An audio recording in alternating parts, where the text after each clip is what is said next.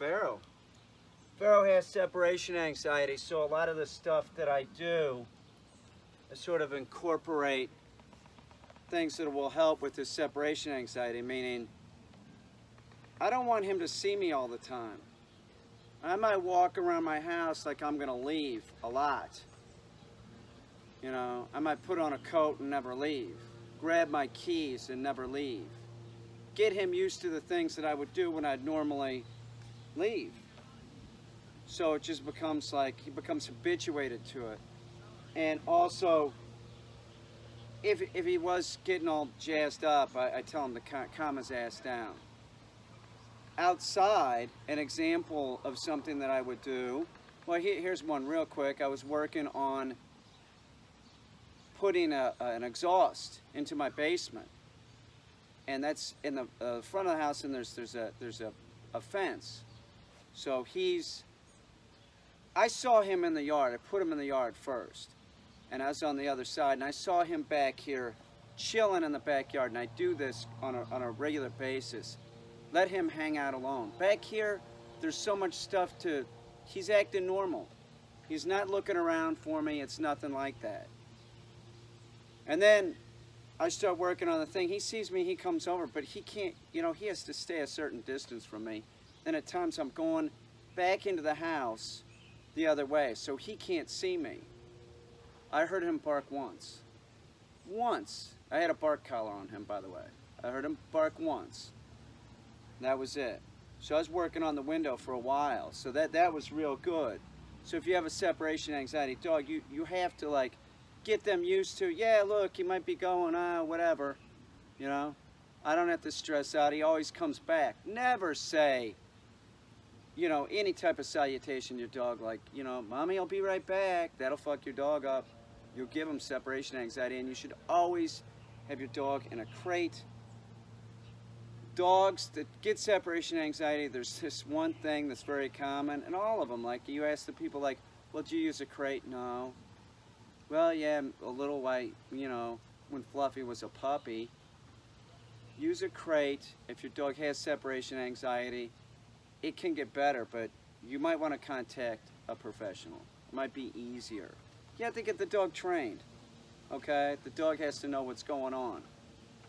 Pharaoh, in this exercise, what we're doing is there's a black mat over there. No, I said sit, dude. Here.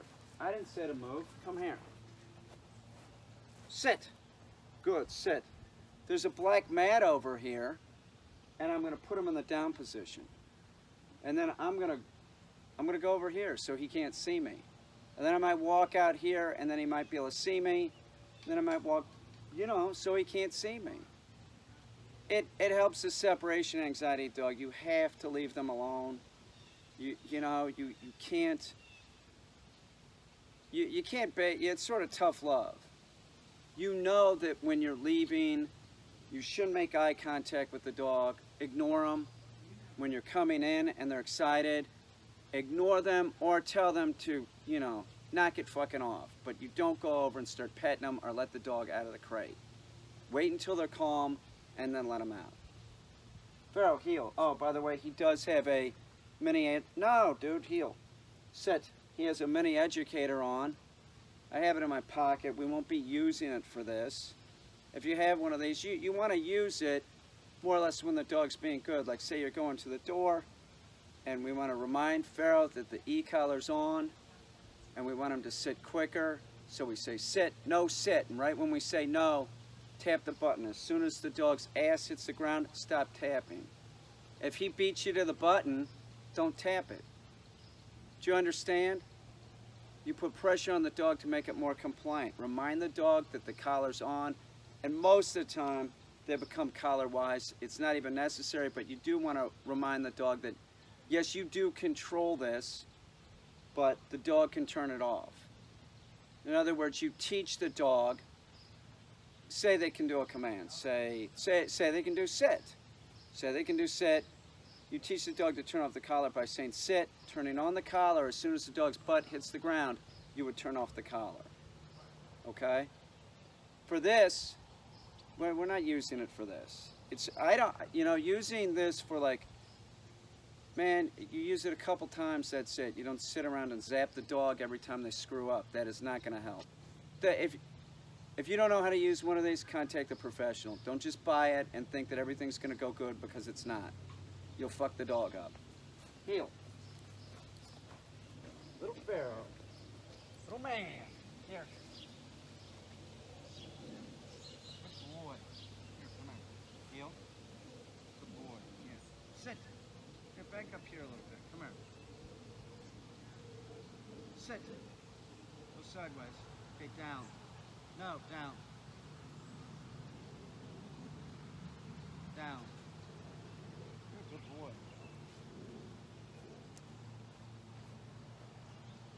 He sits like a Sphinx.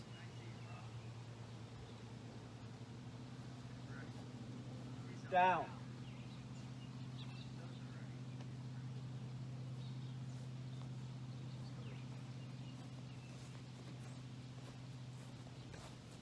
But he doesn't sit like a Sphinx. He goes in the down position like a Sphinx. Let me move the camera so that you can see this. It's so beautiful. The dog named Pharaoh sits like he's a little Sphinx.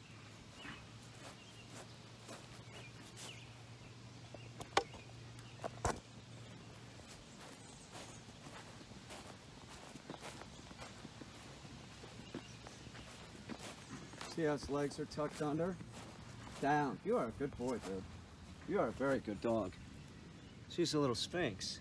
He could be sitting in front of one of the Great Pyramids. Look at him, the little King Tut dog. He might be King Tut reincarnated. Look at him. He is the king. Little Pharaoh. Down. If your dog does have separation anxiety, one thing's for sure. If you keep doing what you're doing, it's not going to get better. You have to work with the dog. You know, reach out, get some help, spend some money on your dog, get the dog better.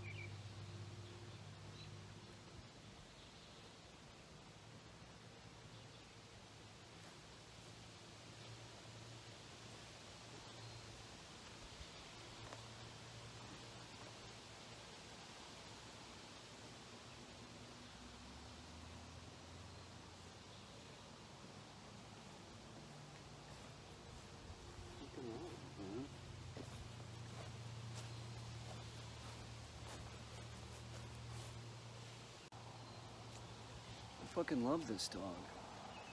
Come on, he wouldn't sit. He wouldn't sit. Picks up glasses and dumbbells.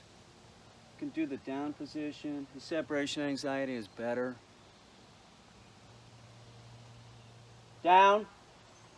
He was sniffing. I thought he was going to screw up. I'm going to go pull him off because he's doing good. First, I'll walk out of his line of vision. Looks like he's going to move. Down. Oh, there's a storm coming in, that's why. Down.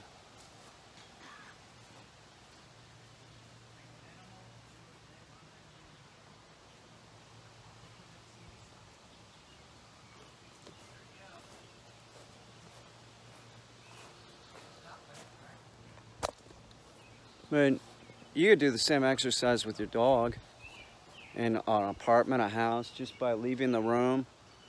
You know, I'm gonna go in the bathroom, close the door, come out. Just make it so that the dog isn't seeing you. You know, because I'll tell you something. His separation anxiety is like so bad. If I didn't have a bark collar on him and I went upstairs, he starts. don't discount a bark collar. Don't discount an e-collar. If you think something about them, you might be wrong. You know, the mini Educator that's on him, we're using it lower than a human can feel it. By the way, this shirt, see this is designed by me. I'm gonna sell it. I'm selling it if you want to buy it. You know, I'll wear it too. I've already mentioned this. I'll wear it for a few days, have my scent on it. That offers, if you're a dude, no, you can't buy it. You can't buy this shirt. Right, but $500. It's got my DNA on it and shit. You know what I'm talking about? Big money. No, not that kind of DNA. I mean, like from my sweat glands, you know. But it's pretty nice, right? Looks great. People in New York pay for this shit, you know. He looks like a hippie dog. He does. He reminds me of Dobie Gillis. He'd look good in tie-dye. Down. Look at that guy. Sits like a little Sphinx. Look at his legs. His feet all tucked in like that. That is really slick, dude. You are one slick little dude. It's gonna rain. We're going in. Good job, Pharaoh. Sit! You're a good boy. What a good guy. What a good guy. He's gonna smile. Look at him. He's smiling, the little freak. You're awesome, dude. Good job, man.